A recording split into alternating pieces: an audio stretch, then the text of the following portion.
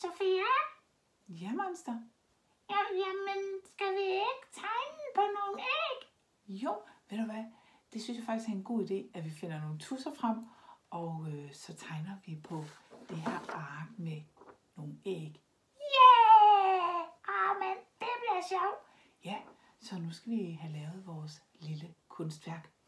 Og jeg synes, vi skal hygge os sammen og tegne de her æg her sammen. Jeg har fundet nogle tusser frem, og det er gul, lilla, blå, rød og orange. Gul, lilla, blå, rød, orange. Ja, så tryk på pause, hvis du skal finde dine tusser. Og så skal vi tegne på æg. Ja, sådan her. Ved du hvad, monster, jeg sætter dig lige herover en gang, og så kan du lige sidde og være med her. Ja. Og jeg tror, jeg starter med de æg, jeg har sådan heroppe. For jeg kunne godt tænke mig at tegne den her med bølgerne en gang. Og jeg tror, jeg starter med en gul. Og hvorfor en æg starter du med at tegne på? Ja, den skal jeg også tegne. Ja. Og faktisk så tror jeg lige, at jeg skal have noget under her. Jeg ved ikke, om du også skal det, når du tegner. Men mine tusser, de kan godt finde på at sådan gå ned igennem papiret. Og så kan jeg komme til at tegne på bordet, og det er ikke så godt. Så måske du også skal huske et underlag. Ja, men det er en god idé. Og så husk at spørge en voksen ad, om du må tegne på det her papir og låne tusserne, ikke? Ja, godt. Jamen lad os tegne lidt sammen. Så jeg tegner i hvert fald lige min prikker gule her. Og så prøver jeg at se, om jeg kan tegne inden for stregerne. Og det er en god idé at prøve at øve sig i det. Det kan godt være lidt svært. Men prøv at se, om du kan. Sådan der. Og så tror jeg, at den her nede, den skal være gul også.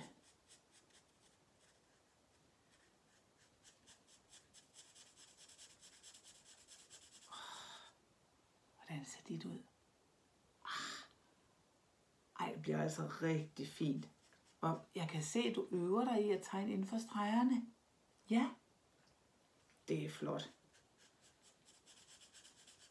Det der med, at når man øver sig, det er faktisk rigtig vigtigt, at man gør det en gang, man bare øver sig i noget, man måske ikke er så god til.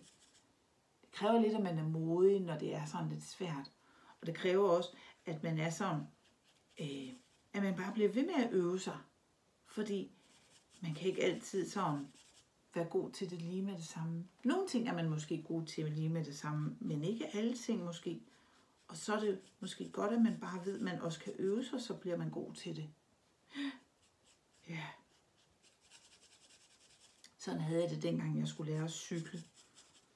Der var jeg ikke særlig god til det. Det må jeg ærligt indrømme.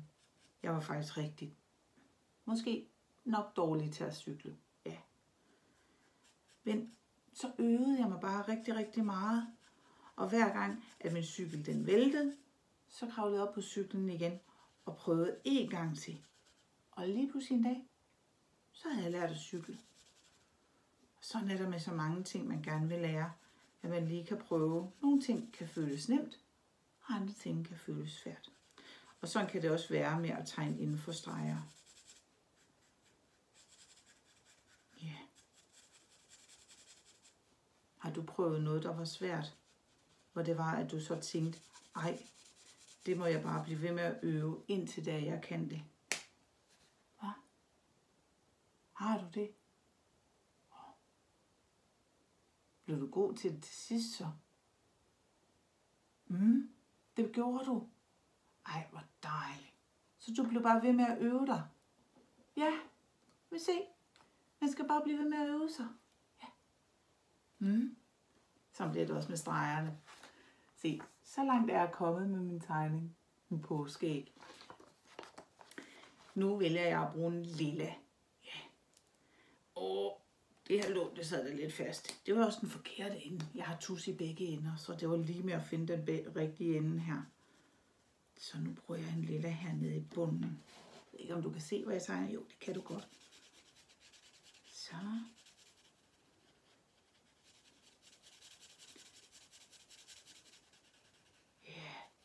Hvilken farve bruger du nu?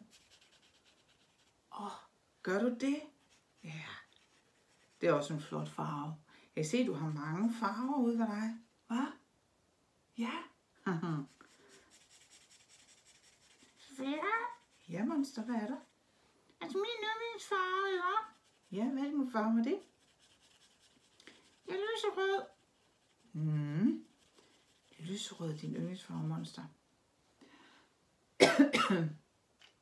Undskyld. Hvilken farve er din yndlingsfarve? Er det det? Ej, det er også en flot farve. Det er det altså. Ja. Altså, jeg har det nok sådan lidt med farver, at jeg synes, at der er mange farver, der er rigtig flotte.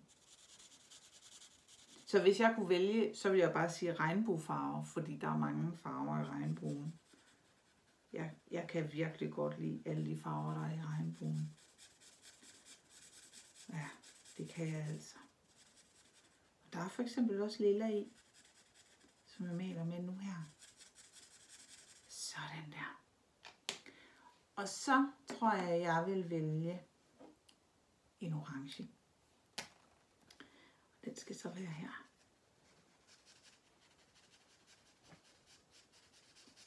Sådan der.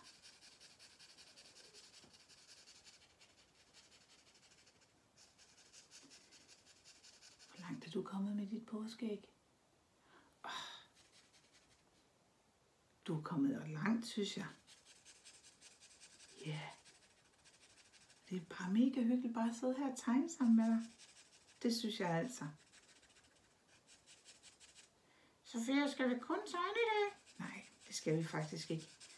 Vi har også lavet andre ting. Og så skal vi jo faktisk også en anden ting, når vi er færdige med at tegne her. Men det er lige en hemmelighed endnu.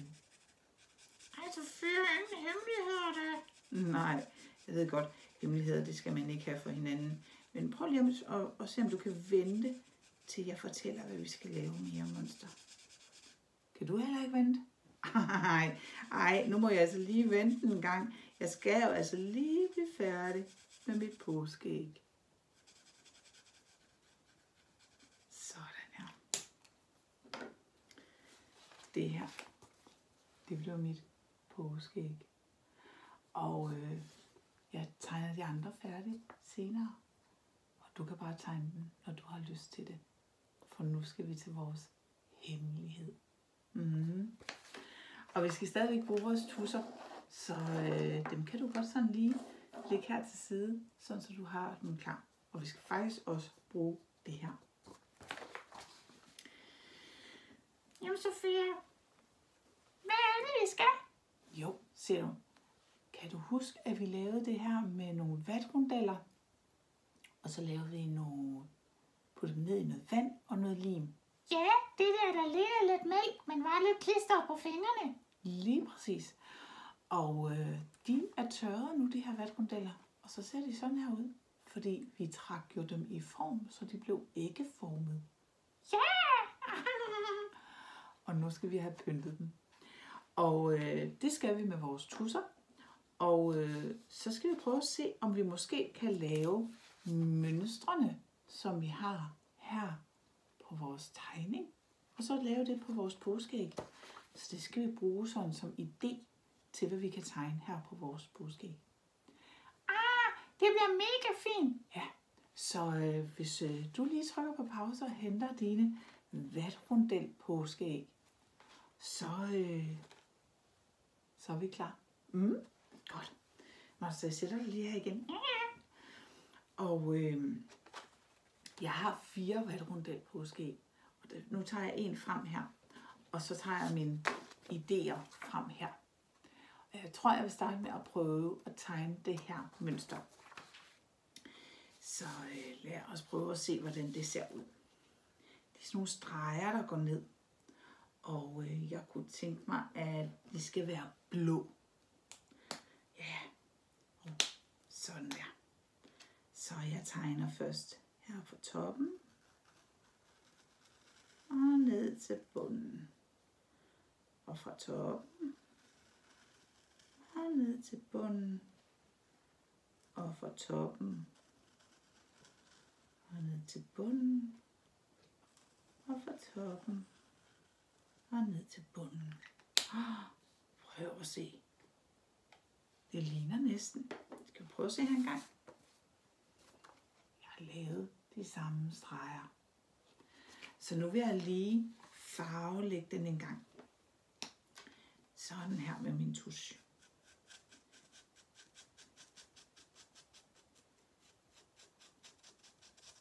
Sådan.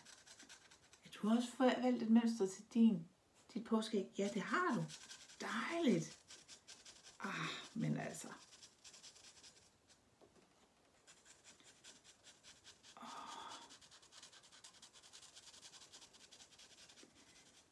Jeg synes faktisk, en blå, den er rigtig, rigtig flot. Sofia, du har det også på dit tøj. Det er nemlig rigtigt. Jeg er ret vild med mørkeblå. Og så tror jeg, at jeg skal have en anden farve, og det skal være gul. Og tegner jeg herinde i midten.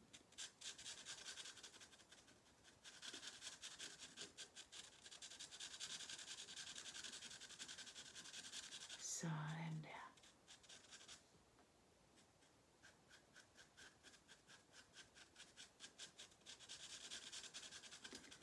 Så er den snart færdig.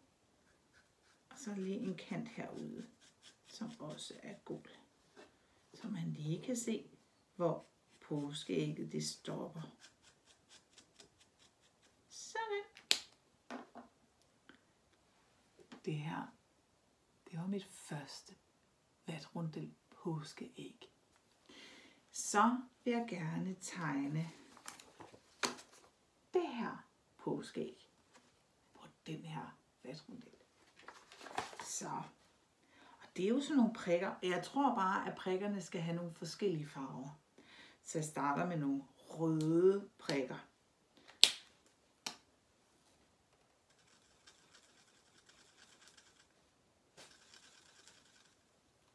Sådan her. Du kan godt lide rød, Sofia. Ja, jeg kan jo godt lide rød. Jeg har røde striber på min bluse, og så har jeg en rød hat på. Kan du også godt lide rød? Kan du det? Dejligt. Jamen, rød er også bare virkelig en flot farve. Ja. Så er det nogle orange prikker.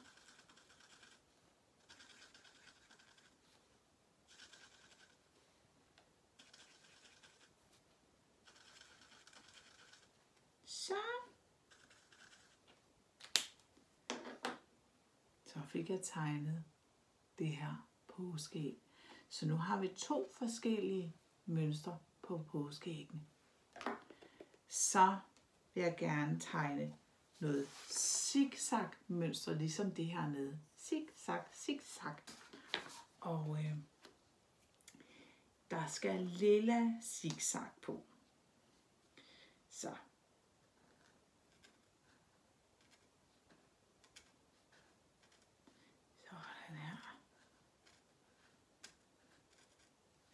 Så kom det næsten til at ligne, at ægget det er ved at gå op, ligesom vores titit-kylling, vi lavede her sidste dag. Der klippede vi også sådan et zigzag-mønster, sådan der, hvor det var, at ægget det ligesom gik op.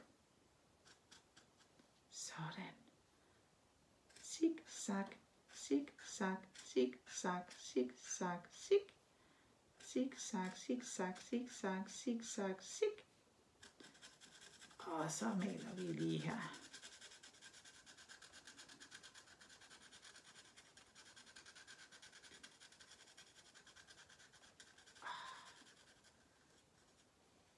Og til sidst zigzag, zigzag, zigzag, zig.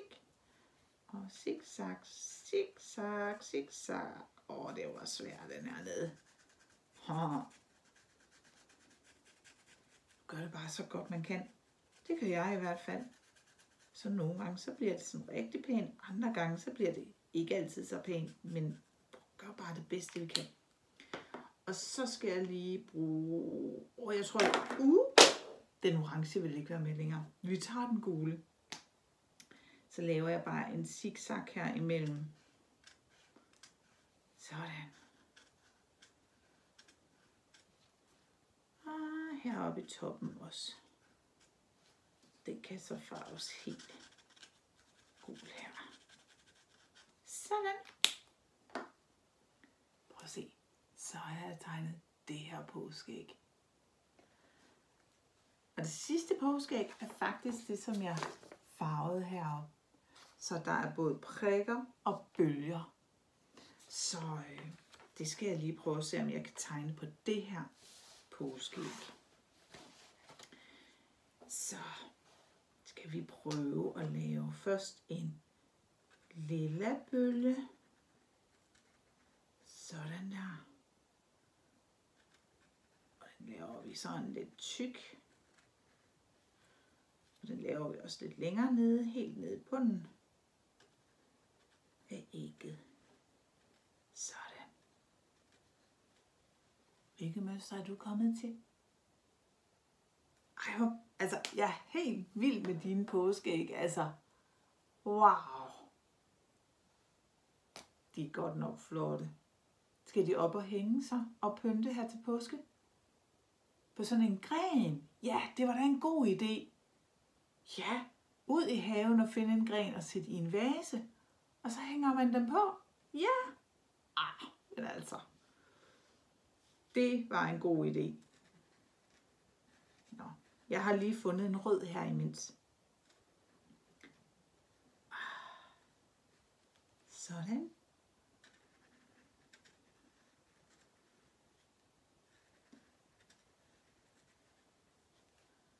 Og så skal jeg bruge den gule, for nu skal jeg lave mine prikker.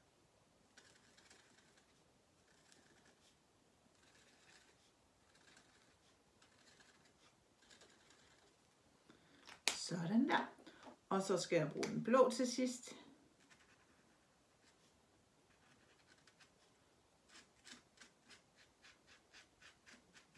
Så laver jeg lige toppen blå her på ægget.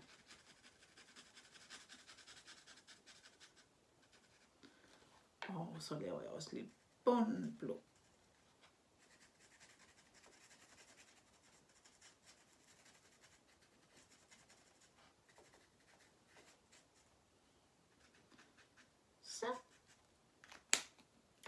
Så har jeg også fået lavet det her påskeæg.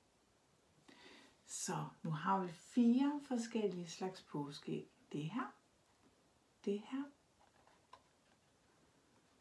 den med prikkerne, og den med vores zigzag. Jeg tror faktisk, at jeg godt vil låne din idé med at hænge dem op her til påske. Så jeg skal have fat i noget snor og noget saks, og så hænger jeg dem simpelthen lige op. Det blev rigtig flot, Sofia. Ja, det gjorde det. Så du kan lave flere af de her påskeæg, hvis du har lyst. Og gør det sammen med en voksen, hvis du også har lyst. Eller gå ind og kig på vores video her igen. Vi vil gerne lave flere påskeæg sammen med dig.